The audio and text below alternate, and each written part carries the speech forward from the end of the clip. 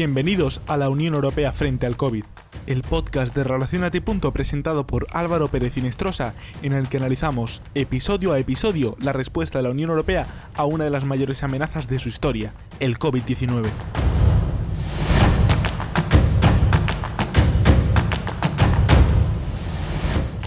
En el podcast anterior hicimos un breve recorrido por las instituciones europeas. Vimos los principales organismos comunitarios, con especial énfasis en el triángulo político-administrativo que conforman Comisión, Consejo y Parlamento, y analizamos la actuación de estas entidades para hacer frente a la pandemia, trayendo a colación las principales medidas adoptadas hasta la fecha. El fondo de recuperación sería algo así como el pistoletazo de salida, la piedra angular sobre la que habría de edificarse la reconstrucción, y su negociación, por consiguiente, no estuvo exenta de discusión. Antes de su aprobación el 21 de julio del año pasado, los socios comunitarios valoraron distintas vías, y es en estos primeros contactos en los que surge el concepto de coronabono, que podríamos calificar casi de precedente. Los coronabonos serían títulos de deuda, emitidos conjuntamente por los Estados miembros de la Unión Europea para financiar la recuperación del continente. Por primera vez en la historia de la Unión se ponía encima de la mesa una deuda mutualizada, es decir, asumida colectivamente por todos y cada uno de los Estados miembros, de los 27. La decisión estaba llamada a ser tan trascendental que ya desde entonces, hablamos de principios de abril de 2020, se comienzan a poner de manifiesto las primeras tensiones en la negociación. Creo que no es descabellado afirmar que en la Unión Europea existen diversas uniones europeas. Su propio lema ya lo indica al hablar de unidad en la diversidad. Y lo cierto es que desde su concepción, año 1950, Declaración Schuman, la solidaridad transnacional europea ha sido interpretada de forma equívoca según regiones geográficas. En la actualidad, como mínimo, conviven hasta 4 sensibilidades o corrientes ideológicas, si se quiere, en relación con el proyecto comunitario. El Grupo de Visegrado, por ejemplo, que aglutina a Hungría, Polonia, República Checa y Eslovaquia, es especialmente crítico con la defensa del Estado de Derecho, acaso por su pertenencia a la antigua órbita soviética. La franja sur del continente, por otro lado, con países como Grecia, España, Italia o Chipre, siempre han hecho una defensa más encendida del drama migratorio, habida cuenta de su especial exposición al fenómeno. También podría hablarse perfectamente de un eje franco-alemán, donde se incluiría también el Benelux, una suerte de entente intermedia o de consenso que quizá por esto mismo y por su papel fundacional han venido marcando el rumbo de la integración europea. Y por último habría que hablar de los denominados frugales. Los frugales son aquellos países que defienden la austeridad en el gasto público y la estabilidad financiera. Países Bajos, Dinamarca, Austria, Suecia, Finlandia también, recientemente, todos ellos se caracterizan por una baja presión fiscal y una cultura de negocio especialmente acusada, algo que choca diametralmente con las pretensiones de la franja mediterránea, más propensa al gasto público. En realidad, lo que se enfrentan son 2 modelos culturales: calvinismo contra marxismo, una tensión que se vio recrudecida durante las negociaciones para hacer frente a la pandemia. El rechazo de los frugales a la emisión de los coronabonos fue tal que la negociación tuvo que virar. Se comenzaron a explorar vías alternativas y finalmente la opción del fondo de recuperación acabó viendo la luz. Como se apuntó en la edición anterior, la confrontación se mantuvo hasta el último instante. Sin embargo, la intervención del eje franco-alemán saldó la disputa con una solución de consenso. Alemania era plenamente consciente de que la austeridad no podía ser la respuesta. La gestión de la crisis de 2008 puede ser quizá una de las mayores lacras en el expediente de la canciller Merkel. Y así, los países mediterráneos lograron la mutualización de la recuperación, una importante suma de ayudas directas y la eliminación de los vetos en la gestión de los fondos, mientras que los frugales, por su parte, se aseguraban un freno de emergencia en caso de duda sobre la asignación de los mismos e importantes rebajas en su aportación al presupuesto europeo. En total, 1,8 billones de euros para combatir el impacto económico y social del virus. España, uno de los países más afectados por la pandemia junto a Italia, recibiría 140.000 millones, un 11% de su PIB aproximadamente, de los cuales 72.700 serían en concepto de transferencias y 67.800, el resto, se articularían mediante préstamos. Pedro Sánchez declaró en su día estar satisfecho en un 95% con el resultado, pero claro, los problemas no acabaron aquí. Tal como se recoge en el reglamento del mecanismo de recuperación, el desembolso de los recursos debe ajustarse a las reglas de las ayudas de Estado.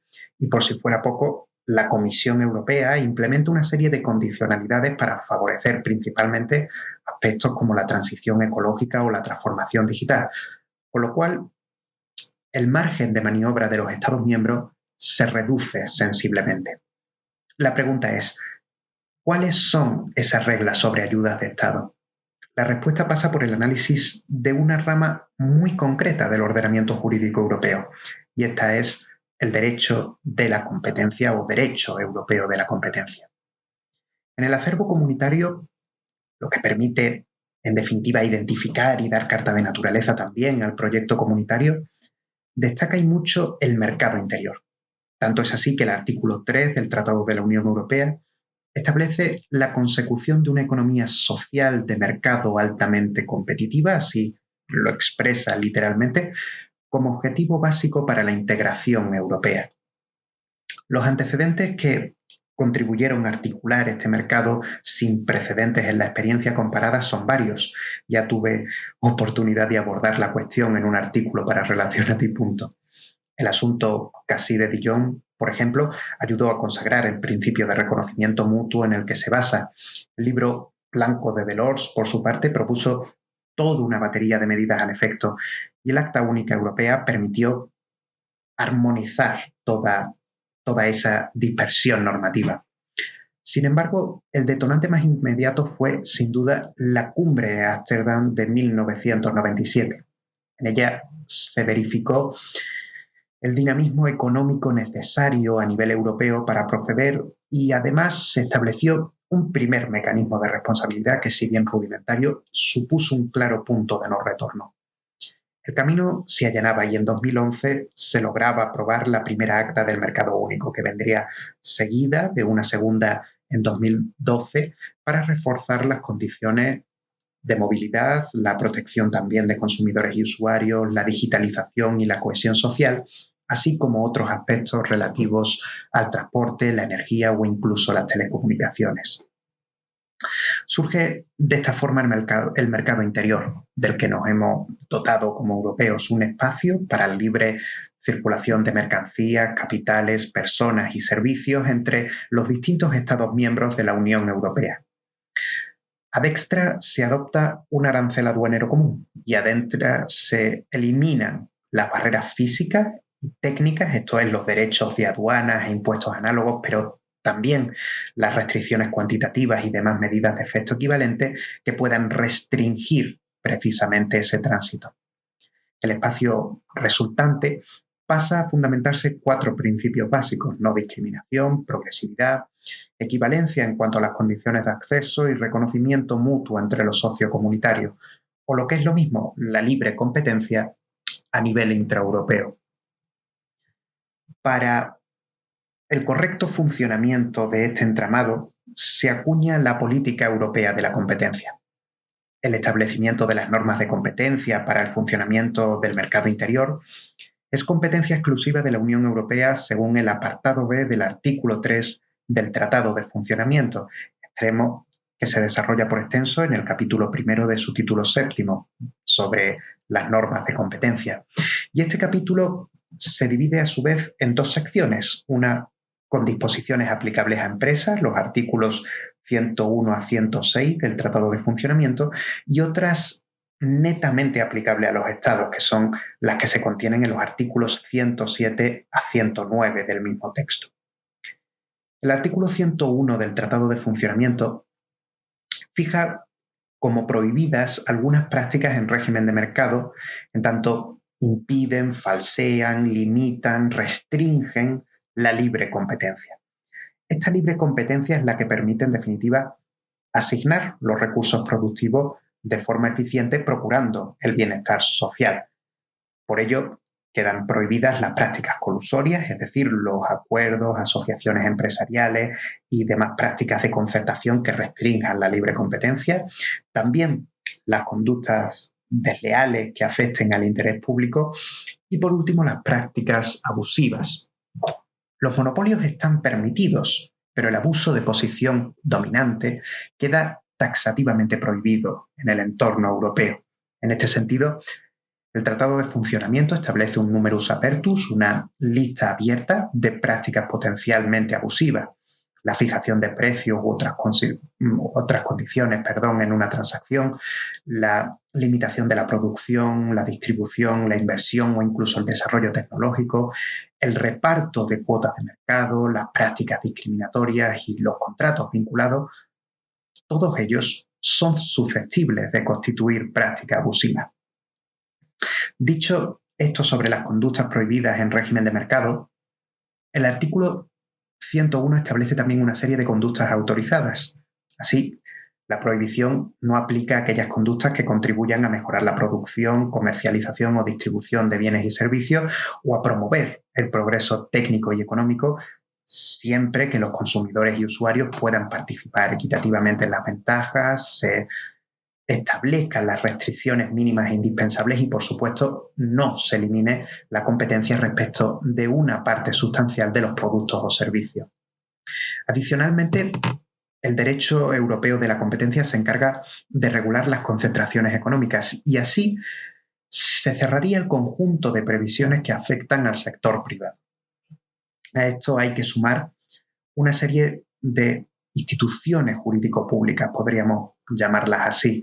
Los derechos de exclusiva nacionales sería una de ellas, no revisten especial complicación en la práctica, según el artículo 106 se someten al derecho de la competencia para abrir nuevos nichos de mercado, pero existe otra figura que sí que resulta bastante conflictiva y esta es la de la ayuda de Estado.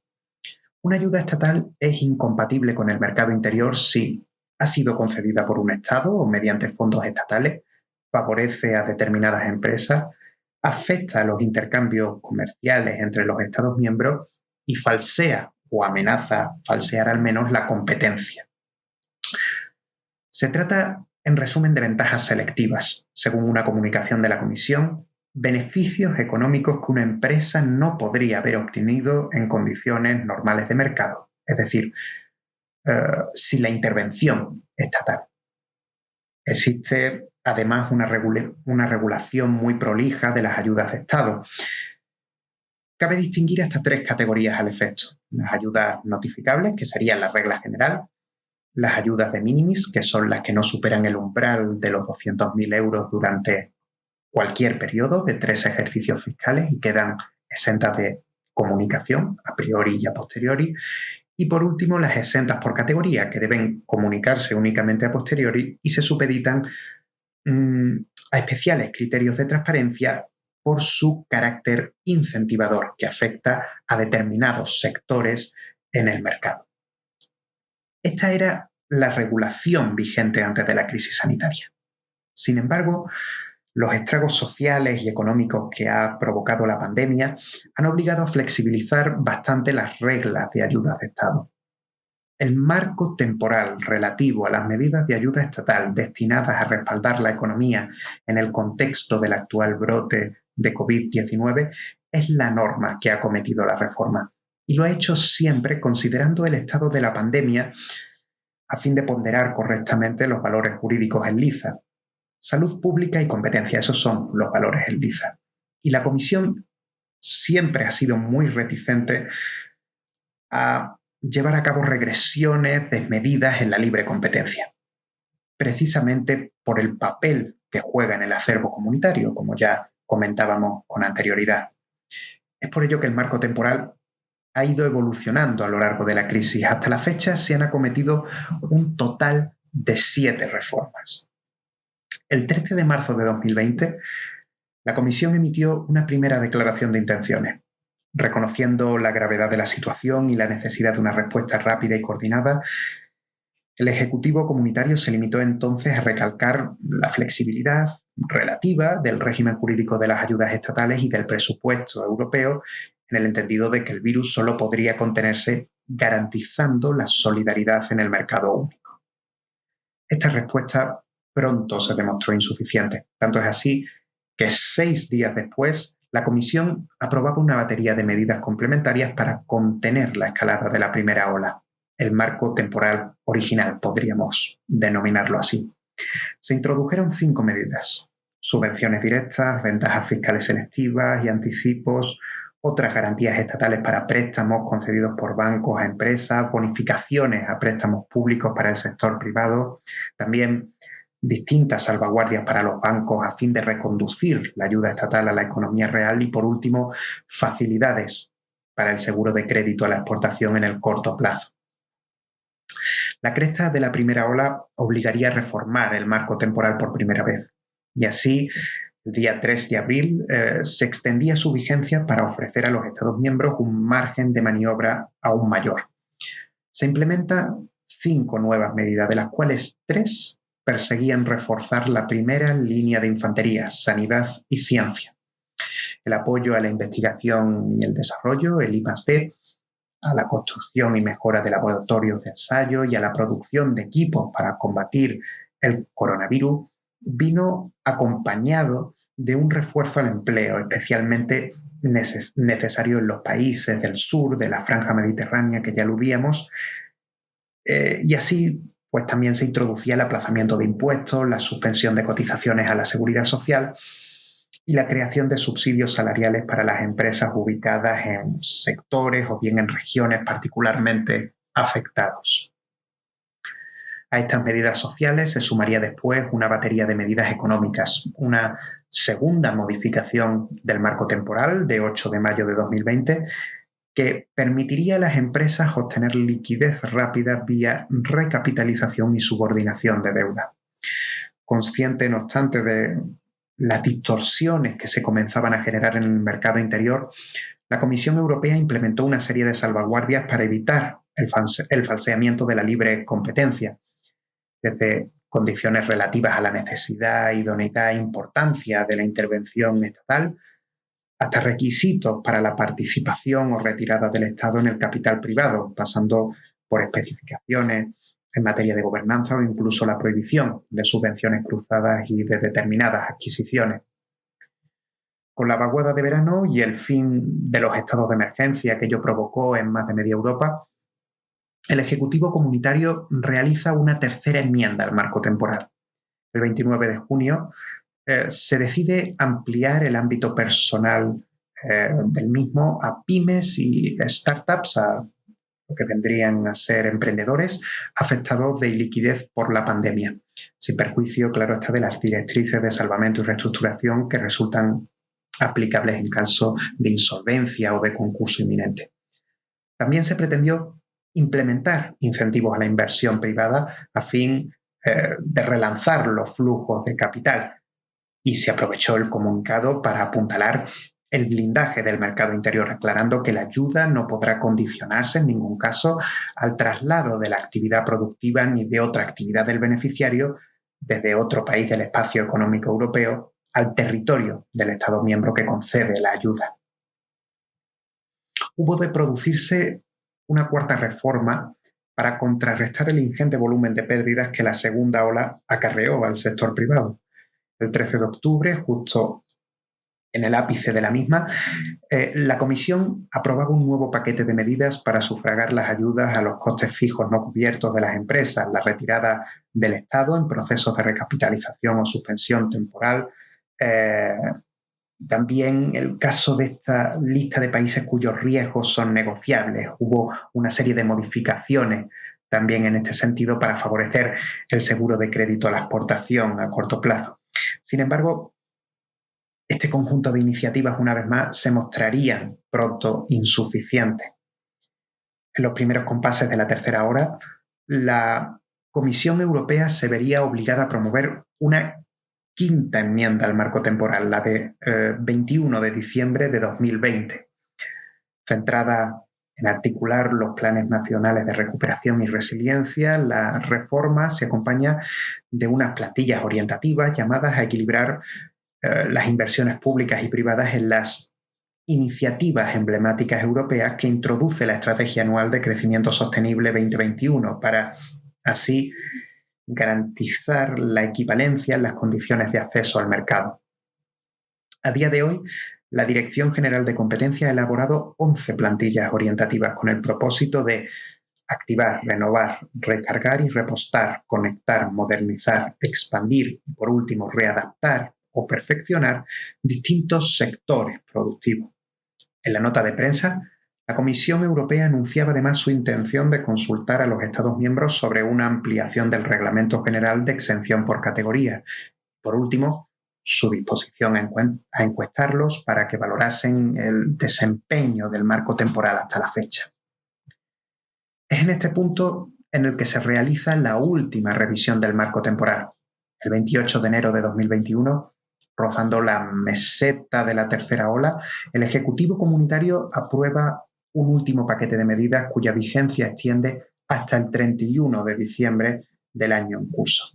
En palabras de Margrethe Vestager, la vicepresidenta de la Comisión, que resulta competente en este ámbito concreto, es decir, comisaria encargada de la competencia, valga la redundancia, lo que se ha hecho ha sido aumentar los límites máximos a determinadas ayudas establecidas en el marco temporal y ofrecer incentivos para la utilización de instrumentos reembolsables, permitiendo de esta forma la conversión de determinados préstamos y de otros instrumentos reembolsables en subvenciones directas ya en una fase ulterior. De este modo, los Estados miembros podrán aprovechar plenamente la flexibilidad que brindan las normas sobre ayudas de Estado para apoyar a sus economías, limitando al mismo tiempo el falseamiento de la competencia. Y en general, la conclusión a la que se puede llegar es que ha habido una correcta ponderación de los dos valores en liza. La gestión se reduce a un juicio de proporcionalidad, salud pública, libre competencia. Y a día de hoy parece que la Comisión Europea ha ponderado adecuadamente los dos valores jurídicos en liza.